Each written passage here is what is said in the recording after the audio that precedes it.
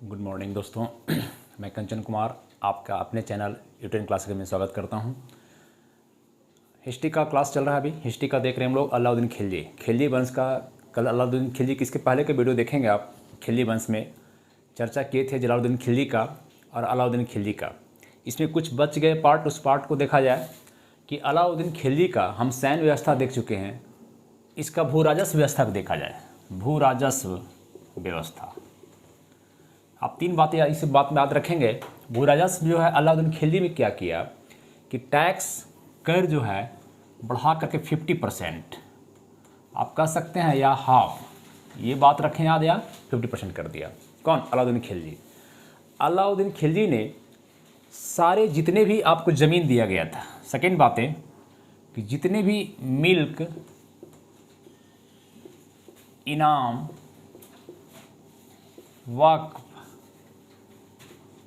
वक्फ, सारे भूमि जो दिया गया था लोगों को, मिल्क मतलब इनाम में, वक्फ में, पेंशन के रूप में, उपहार के रूप में, उस सारे ज़मीन को, वो जो है सो मिल्क, इनाम, वक्फ भूमि को, इस भूमि को वापस ले लिया और सारे भूमि को क्या चीज़ बदल दिया?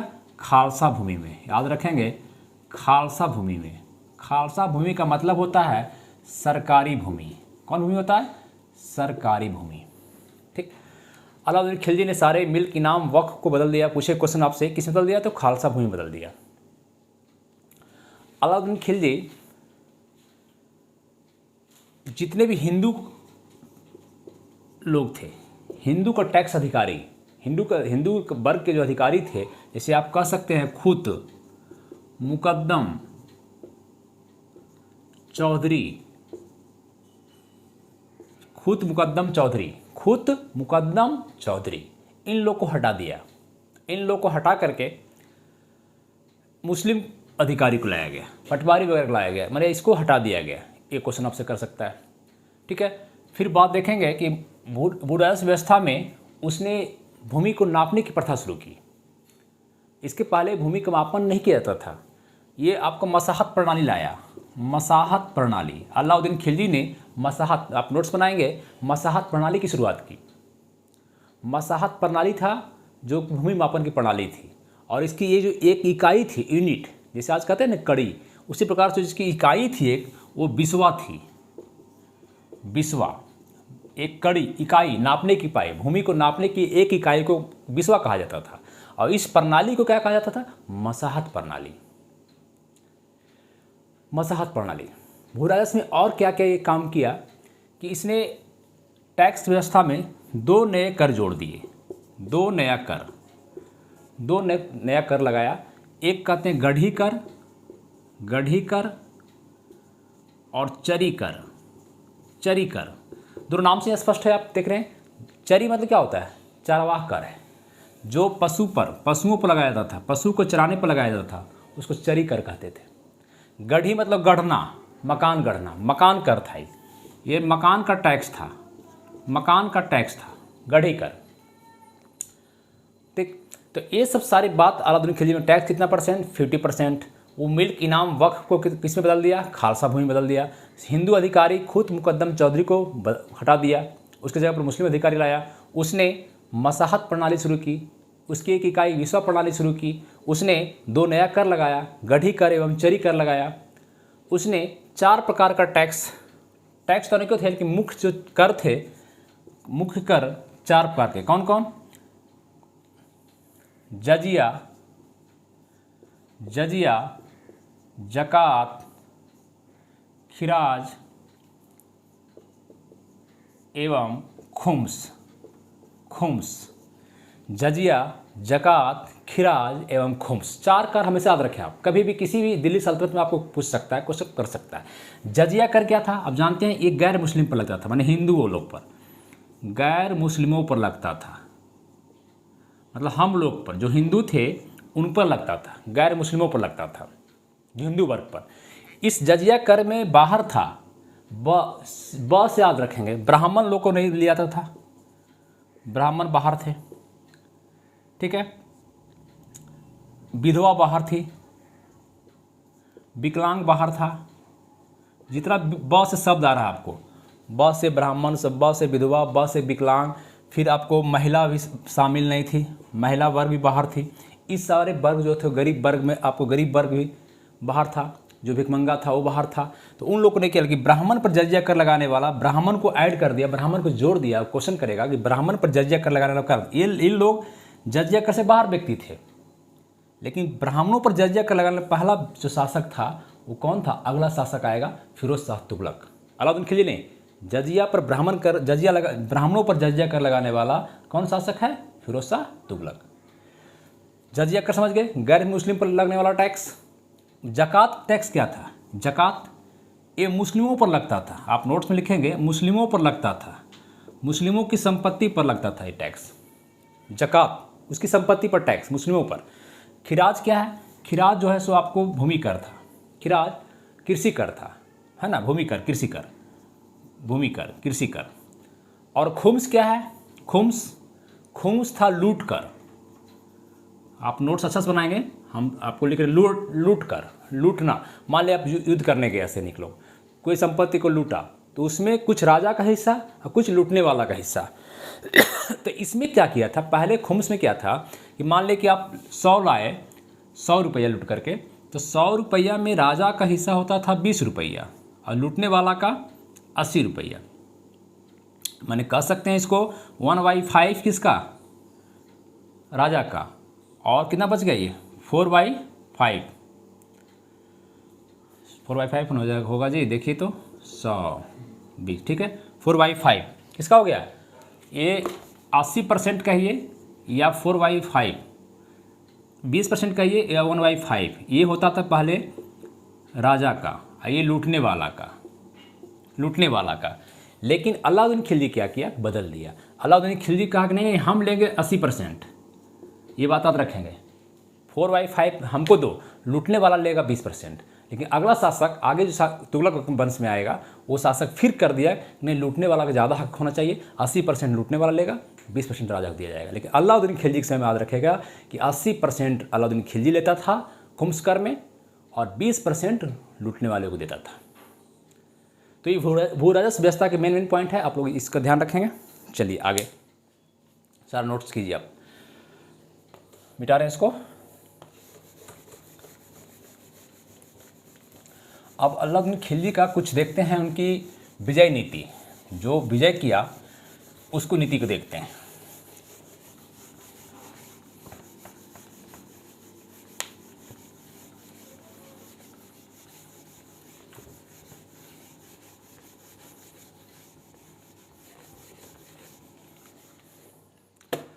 आइए, विजय अभियान इसका, अलाउद्दीन खिलजी का विजय अभियान।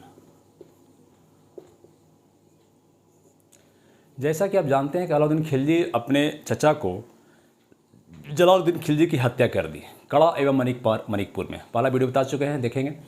कड़ा एवं मणिकपुर में जो प्रयाग में पड़ता है, उसमें जलालुद्दीन खिलजी करके हत्या करके ही बना था। तो एक बार दक्षिण भारत में अभियान, पहली बात पूछेगा कौन सा ऐसा मुस्लिम शासक है, दिल्ली सल्तनत का कहे या आप ऐसे ही बोले, कौन सा ऐसा मुस्लिम शासक है जो पहली बार दक्षिण भारत पर अभियान किया? दक्षिण भारत पर अभियान किया, दक्षिण भारत पर आक्रमण किया। कौन सा ऐसा मुस्लिम था, शासक है? उसमें शासक नहीं था, उसमें जलालुद्दीन खिलजी था। इसने उस समय बताए थे आपको, देवगिरी पर आक्रमण किया था। कहाँ किया था? देवगिरी पर। पहला वीडियो देखेंगे। देवगिरी जो था, यहाँ का शासक था रामचंद्र देव, वहाँ आक्रमण किया था जलालुद्दीन खिलजी के समय। अलाउद्दीन खिलजी वहाँ से संपत्ति लूट के लाया था, उसी के संपत्ति के बदौलत संपत्ति को बांटा था। जब हत्या कर दिया जलालुद्दीन खिलजी, जनता को खुश करने के लिए यही रामचंद्रपुर देवगिरी का संपत्ति को बांट करके जनता को खुश करके शासक बना। तो पहला आक्रमण किया कब? अलाउद्दीन खिलजी। तो शासक बनने के बाद भी आक्रमण करेगा, ये शासक बनने के पहले की बात है, ये जलालुद्दीन खिलजी के समय की बात है, पहला आक्रमण। तो पहला आक्रमण दक्षिण भारत पर कौन करने वाला है? अलाउद्दीन खिलजी। एक पॉइंट, पहली बार दक्षिण भारत में कहाँ आक्रमण हुआ मुस्लिमों का, मुस्लिम शासक का, दिल्ली सल्तनत का? जो क्वेश्चन करे आपसे तो कहाँ हुआ? जगह याद रखेंगे, देवगिरी। देवगिरी का शासक कौन था? रामचंद्र देव। उसमें क्या हुआ? सिर्फ संपत्ति लूटा, धन दौलत लूटा। चलिए आगे। अब ये शासक बना हुआ है अलाउद्दीन खिलजी शासक। 1296 में शासक बनता है, 1316 तक रहता है। पहला अभियान इसका गुजरात होता है। देखिएगा, अलाउद्दीन खिलजी का अभियान जो होता है दो, एक उत्तर भारत और एक दक्षिण भारत। उत्तर भारत और दक्षिण भारत। उत्तर भारत का अभियान का नेतृत्व करने वाला नुसरत खां था। कौन था? नुसरत खां। एकदम याद रखेंगे, नुसरत खां एवं सेनापति जो उसका था नेतृत्व करने वाला एवं उलूग खां। नुसरत खां एवं उलूग खां। उत्तर भारत का नेतृत्व करने वाला दो व्यक्ति कौन कौन? नुसरत खां एवं उलूग खां। दक्षिण भारत का नेतृत्व करने वाला मलिक काफूर। मलिक काफूर। मलिक काफूर, जिसे 1000 दिनारी भी कहते हैं। जिसे 1000 दिनारी भी कहते हैं, क्योंकि 1000 दिनार में इसको खरीदा था। गुजरात के अभियान में इसको खरीद के लाया था मलिक काफूर, तो इसको 1000 दिनार मलिक। तो दक्षिण भारत का अभियान कौन किया? मलिक काफूर। उत्तर भारत का नुसरत खां और उलूग खां। पहले हम देखते हैं उत्तर भारत के आक्रमण को देखते हैं। पहली बात समझ गए, उत्तर भारत में कौन किया नेतृत्व, दक्षिण भारत में कौन किया। उत्तर भारत को देखते हैं, उत्तर भारत में कहाँ कहाँ अलाउद्दीन खिलजी ने अभियान किया। आइए, उत्तर भारत आप देख रहे हैं मैप पे, देखिएगा उत्तर भारत में सबसे पहला अभियान जो किया था गुजरात। कहाँ किया था? गुजरात।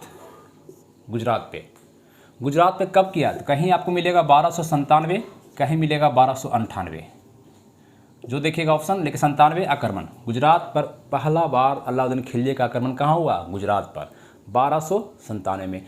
उस समय गुजरात की राजधानी कहाँ थी? अनिलवाड़ा। गुजरात की राजधानी अनिलवाड़ा। गुजरात का शासक कौन था?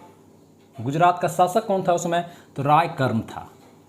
कौन था? कर्ण भी याद रखेंगे तो याद हो जाएगा, राय कर्ण। कर्ण था गुजरात का। राजधानी अनिलवाड़ा, राय कर्ण। नेतृत्व कौन करेगा? नुसरत खां और उलूग खां गुजरात का अभियान में। इस समय राय कर्ण जो है भाग जाता है, अपनी बेटी को लेकर के, देवल देवी को लेकर के भाग जाता है।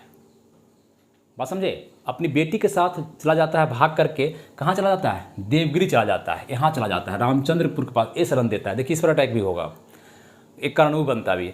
रायकर्ण भाग कर चला जाता है देवगिरी, अपनी बेटी देवल देवी, अपनी लेकिन पत्नी को कमला देवी छूट जाती है। कमला देवी कब्जा में हो जाती है। किसका? नुसरत खां और उलूग खां इसको कब्जा लेता है, इसको पकड़ लेता है और इसको अलाउद्दीन खिलजी के पास ले जाता है। अलाउद्दीन खां इससे विवाह कर लेता है। अलाउद्दीन खिलजी इससे विवाह कर लेता है। किससे? इससे। लेकिन एक चीज़ जान लीजिएगा, अलाउद्दीन खिलजी ने जितना भी आक्रमण किया, उत्तर भारत हो या दक्षिण भारत हो, गुजरात हो, रणथंभौर हो, चित्तौड़ हो, मालवा हो, दक्षिण भारत में देवगिरी हो, वारंगल हो, द्वार समुद्र हो, सभी को मिलाया नहीं। एक बात अपने भारत, अपने नक्शे में, अपने क्षेत्र में दिल्ली सल्तनत में मिलाया नहीं। सब अधीनता स्वीकार कर लिया, अधीनता सबसे स्वीकार करवाया, लेकिन किसी को मिलाया नहीं। मिलाने का काम गयासुद्दीन तुगलक और मोहम्मदीन तुगलक करेगा। ठीक है, तो ये बात गुजरात में याद रखेंगे। अब आइए, गुजरात के बाद अभियान कहाँ किया? पहला अभियान हम गुजरात बताए, दूसरा अभियान रणथंभौर। पहला एकदम निश्चित याद रखेंगे, बराबर क्वेश्चन पूछा हुआ है, ये याद रहे न रहे रणथंभौर, आपको कोई दिक्कत नहीं, लेकिन ये आपको याद होना चाहिए। रणथंभौर में जो आक्रमण करता है, उस समय शासक यहाँ का होता है हमीर देव। कौन होता है? हमीर देव। बड़ा अच्छी तरीक़ा से अलाउद्दीन खिलजी का सामना किया, मतलब उसका सेनापति का, नुसरत खां का और उलूग खां का। नुसरत खां उलूग खां से नेतृत्व कर रहा था। नुसरत खां मारा गया। नुसरत खां इस युद्ध में रणथंभौर के अभियान में मारा गया। बच गया कौन? उलूग खां। एक सेनापति मारा गया, अलाउद्दीन खिलजी हरवा गया। तो फिर अलाउद्दीन खिलजी रणथंभौर अभियान के लिए खुद जाना पड़ा उसको, और वहाँ जा कर के, लेकिन तब भी हमीर देव टक्कर देते रहा। 1 साल तक इस किला को, रणथंभौर के किला को घेर लिया गया। अलाउद्दीन खिलजी घेरा लाया, तब भी वो हिम्मत नहीं हारा। कौन? हमीर देव। लेकिन इसका एक सेनापति था रणमल, इसने धोखा दे दिया। इसके धोखा के कारण हमीर देव हार गया और अधीनता स्वीकार कर लिया। किसका? अलाउद्दीन खिलजी का। तो गद्दारी हमारे ब्लड में ही था, और मुस्लिम ऐसे सत्ता यहाँ पर काबिज नहीं हो पाती। मुस्लिमों की सत्ता यहाँ पर चाहती तो उखाड़ फेंक सकते थे हिंदू लोग, लेकिन नहीं फेंक पाए, चलिए, रणथंभौर। तीसरा आक्रमण जो होता है उत्तर भारत में, इसका फेमस आक्रमण चित्तौड़। 1303 ईस्वी में चित्तौड़ जानते हैं कि ये मेवाड़ की राजधानी है। मेवाड़ की राजधानी कौन है? मेवाड़ की राजधानी पूछेगा, मेवाड़ की राजधानी तो चित्तौड़ बताएंगे। मेवाड़ की राजधानी चित्तौड़। मेवाड़ पर किस वंश का शासक था? तो सिसोदिया वंश का। किसका था? सिसोदिया वंश का। सिसोदिया वंश का। यहाँ का मेवाड़ का शासक कौन था? राणा रतन सिंह। राणा रतन सिंह। राणा रतन सिंह। आप पिक्चर देखे होंगे, पद्मावती जो आया था पिक्चर, पद्मावत है ना, उसमें दिखाया गया है कि अलाउद्दीन खिलजी ने चित्तौड़ आक्रमण सिर्फ पद्मावती के लिए किया, क्योंकि पद्मावती पूरे विश्व की सुंदरी थी माना जाता है। ये मिथक बातें हैं। एक शासक सिर्फ आप पद्मावती के शासन किया नहीं, ऐसा नहीं। चित्तौड़ पर आक्रमण करने का कारण था कि चित्तौड़ एक शक्तिशाली क्षेत्र था और बीच में पड़ता था गुजरात राजस्थान के एरिया में, तो दिल्ली सल्तनत का भाग बनना ही चाहिए था, अधीनता स्वीकार करना ही चाहिए था, इसलिए आक्रमण किया। लेकिन इसमें होता क्या है कि मलिक मोहम्मद जायसी जो है, इसकी राणा रतन सिंह की पत्नी होती है पद्मावती। पद्मावती। अब पिक्चर में दिखाया गया कि कैसे एक झलक दिखा दिया अलाउद्दीन खिलजी को, पर्दे के पीछे देखा और अटैक फिर कर दिया, तो वो सब कहानी है। लेकिन पद्मावती जो थी काफ़ी सुंदर थी, इसमें नो डाउट है ना, हम देखे नहीं हैं लेकिन कहा जाता है। इसके लिए ही मान लीजिए आप, चाहे जैसे भी आक्रमण चित्तौड़ पर किया, कब किया? 1303 में। चित्तौड़ किसकी मेवाड़ की राजधानी थी। चित्तौड़ का कौन वंश था? सिसोदिया वंश। चित्तौड़ में शासक कौन था? राणा रतन सिंह। उसकी पत्नी कौन थी? पद्मावती। जब अलाउद्दीन खिलजी आक्रमण करता है तो ये लास्ट में चित्तौड़ अधीनता स्वीकार कर लेता है, पराजित हो जाता है, हार जाता है, अधीनता स्वीकार करता है। इसका वर्णन जो करते हैं मलिक मोहम्मद जायसी, एक कवि हैं मलिक मोहम्मद जायसी। इनकी पुस्तक ही है पद्मावत। इनकी पुस्तक ही है पद्मावत, याद रखेंगे पद्मावत। ये लिखा गया, पुस्तक बहुत आगे है, 1505 ईस्वी में लिखा गया ये पुस्तक, देख लीजिए। ये लोधी वंश के शासन में लिखा गया। घटना चल रहा है खिलजी वंश में, ये 1505 का डेट लोधी वंश का है। उस समय वर्णन किए हैं मलिक मोहम्मद जायसी। बताइए कितना अच्छा वर्णन किया होंगे। समकालीन है नहीं, एक उस समय अलाउद्दीन खिलजी के समय के तो है नहीं, तो बाद में कोई अगर कोई चीज़ का वर्णन करता है भैया तो बढ़ा चढ़ा के करता है, टू द पॉइंट नहीं करेगा। मेरे बारे में आप कुछ बोलेंगे तो कुछ बढ़ा चढ़ा के बोलेंगे या घटा के बोलेंगे, एग्जैक्ट नहीं बोल सकते हैं आप। और 200 साल के बाद आप 1303 और 1500, 200 साल के बाद आप बोल रहे हैं, तो सुनी सुनी बातें बोल रहा है मलिक मोहम्मद जायसी, तो आप इसको समझिएगा। चित्तौड़ 3 अभियान हो गया, गुजरात, रणथंभौर और चित्तौड़। उत्तर भारत को 3 याद रखें आप। फिर मारवाड़ को भी अधीनता स्वीकार करवा लिया, मारवाड़ भी याद रखेंगे, मारवाड़ को भी स्वीकार करवा लिया। चलिए अब हम लोग थोड़ा देखते हैं दक्षिण भारत को। दक्षिण भारत, हाँ एक बात और गुजरात अभियान में ही मलिक काफूर को खरीदा था। क्वेश्चन करता है कि मलिक काफूर अलाउद्दीन खिलजी को कहाँ मिला, कौन ला के दिया? तो मलिक काफूर को 1000 रुपये दिनार में खरीदा था गुजरात अभियान में ही। कहाँ? गुजरात। इसको दक्षिण भारत का नेतृत्व दे दिया, दक्षिण भारत का नेतृत्व सौंप दिया इसको अभियान के लिए। चलिए आइए देखिए, इसको आप लिखिए। चलिए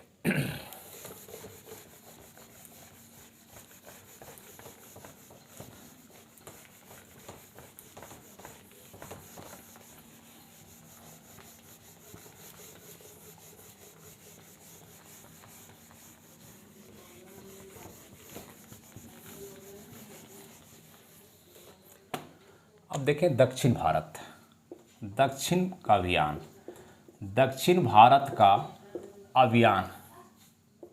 ये आवाज़ बंद कीजिए। दक्षिण भारत का अभियान, तो इसमें बताए थे आपको कि दक्षिण भारत का अभियान का नेतृत्व करने वाला कौन है? मलिक काफूर। कौन है? मलिक काफूर। ये कहाँ से मिला था? गुजरात से मिला था। अलाउद्दीन कहाँ मिला था? गुजरात में। दक्षिण भारत में पहला आक्रमण कहाँ करेगा? देवगिरी में, क्योंकि देवगिरी का शासक रामचंद्र देव किसको शरण दिया है? किसको शरण दे दिया है? गुजरात का शासक जो भागा, रायकर्म है ना। तो आपको पहला आक्रमण करता है देवगिरी पर। देवगिरी पर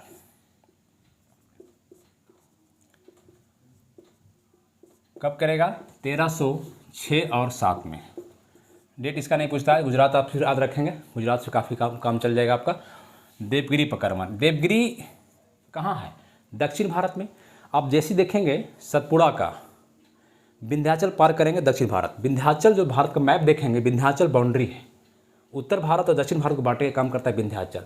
वहाँ से नीचे आएंगे तो सतपुड़ा के घने जंगल, सतपुड़ा पर्वत, वहाँ से नीचे आएंगे तो नर्मदा नदी है, फिर नीचे ताप्ती नदी है, ताप्ती के नीचे देवगिरी है।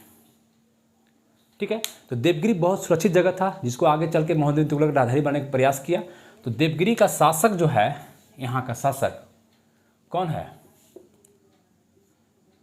रामचंद्र देव। कौन है? रामचंद्र देव। रामचंद्र देव देवगिरी का शासक। यहाँ पर पहला बार आक्रमण कर चुका है, तो अनुभव इसको है अलाउद्दीन खिलजी को। जब शासक नहीं था उसमें आक्रमण किया था यहाँ पे, तो यहाँ पर तो तुरंत रामचंद्र देव समझता है कि अलाउद्दीन खिलजी एक बार आक्रमण कर चुका है, तो इसलिए इसने तुरंत जो है स्वाधीनता स्वीकार कर लिया। इसने बिना टाइम गवाए अधीनता स्वीकार कर लिया। किसका? अलाउद्दीन खिलजी का। देवगिरी मलिक काफूर के थ्रू। दूसरा आक्रमण करेगा देवगिरी के बाद वारंगल पर। वारंगल जो आज वर्तमान में तेलंगाना है, वर्तमान में तेलंगाना क्षेत्र। वारंगल का शासक था काकतीय वंश। यहाँ वंश कौन था? काकतीय वंश। कौन वंश है? काकतीय वंश। काकतीय वंश का शासक प्रताप रुद्र देव है। प्रताप रुद्र देव। प्रताप रुद्र देव ये शासक जो है सो आपको अलाउद्दीन खिलजी का अधीनता स्वीकार भी किया। यहाँ से आपको जो है सो कोहिनूर हीरा दिया, गोलकुंडा, कोहिनूर हीरा। गोलकुंडा के खान से निकला था, तेलंगाना का गोलकुंडा के खान से कोहिनूर हीरा निकला। इसकी कहानी बहुत लंबी है। यहाँ से मलिक काफूर ले आता है, अलाउद्दीन खिलजी को सौंपता है। फिर इसके बाद आप हुमायूं के समय में हुमायूं को सौंपा जाता है, फिर शाहजहाँ के पास जाता है, शाहजहाँ से फिर कहाँ जाता है? शाहजहाँ के पास फिर ये टर्न मारता है। नादिर शाह आक्रमण करता है 1739 में मोहम्मद शाह के समय, तो नादिर शाह के पास चला जाता है, फारस के पास। वहाँ से फिर कौन लाता है शासक? दिलीप सिंह, जो आपका रंजीत सिंह के समय वापस आता है। सॉरी रंजीत सिंह के समय वापस आता है फिर कोहिनूर हीरा भारत। और फिर रंजीत सिंह के जो वंशज था दिलीप सिंह से चला जाता है फिर इंग्लैंड, अंग्रेज़ों के पास चला जाता है। जब ये जो सिख को शामिल करता है अंग्रेज, तो चला जाता है फिर कोहिनूर हीरा को लेते जाता है कहाँ? इंग्लैंड, जो महारानी का ताज मुकुट आज ही बना हुआ है। कोहिनूर हीरा आज कहाँ है? तो अंग्रेज के पास है। ठीक है, तो वारंगल का शासक प्रताप रुद्र देव कोहिनूर हीरा सौंपता है। दूसरी बात, ये प्रताप रुद्र देव अपने एक बनाता है थी, क्या बोलते हैं उसको? अपना एक मूर्ति बनाता है। प्रताप रुद्र देव अपने एक सोने का मूर्ति बनाता है और उसमें जंजीर लगाता है, गले में फांसी जंजीर, और उसको और जो राजा को इस एक मूर्ति सौंप देता है। इसका मतलब है कि प्रताप रुद्र देव ने गले में जंजीर लगा करके अलाउद्दीन खिलजी को सौंप देता है कि हम आपका आत्मसमर्पण करते हैं, हम अपना शरीर को आत्मसमर्पण, आपकी अधीनता को स्वीकार करते हैं। तो इस तरह से पूछेगा, क्वेश्चन पूछा हुआ है कि कौन ऐसा शासक था जो गले में जंजीर बना करके, अपनी मूर्ति बना करके गले में जंजीर लगा करके अलाउद्दीन खिलजी को सौंपा? तो आप बताएंगे प्रताप रुद्र देव। कहाँ का शासक था? तेलंगाना का, वारंगल का। कौन वंश का था? काकतीय वंश का। याद रहेगा? ये हो गया। तो देवगिरी इंपॉर्टेंट, वारंगल दक्षिण में। फिर अगर आते हैं वारंगल के बाद अगर देखना चाहते हैं, दो ही इंपॉर्टेंट पूछता है मेनली। ठीक है, वारंगल और देवगिरी ही पूछता है, लेकिन अगर चाहते हैं तो एक और देख लें इसको। नहीं, दो ही छोड़ देते हैं, दो ही में आपको काफ़ी काम चल जाएगा, बहुत है, बहुत। ठीक है, तो ये दक्षिण भारत का अभियान हुआ। अलाउद्दीन खिलजी की 1316 में मृत्यु हो जाती है। 1316 में इसकी मृत्यु हो जाती है। 1316 में इसकी मृत्यु हो जाती है। इसके बाद मुबारक शाह खिलजी बनता है शासक। और लोग बीच में हैं, लेकिन मुबारक शाह खिलजी शासक बनता है, जो कि खिलजी वंश का अंतिम शासक है। खिलजी वंश का अंतिम शासक है। इसके बारे में बर्नी कहता है कि कभी कभी दरबार में ये नंगम आ जाता था, कभी कभी दरबारों के बीच में, अपने लोगों के बीच में नंगम घूमता था करके। इसका मतलब समझ सकते हैं कि इसकी मेंटल पावर क्या था।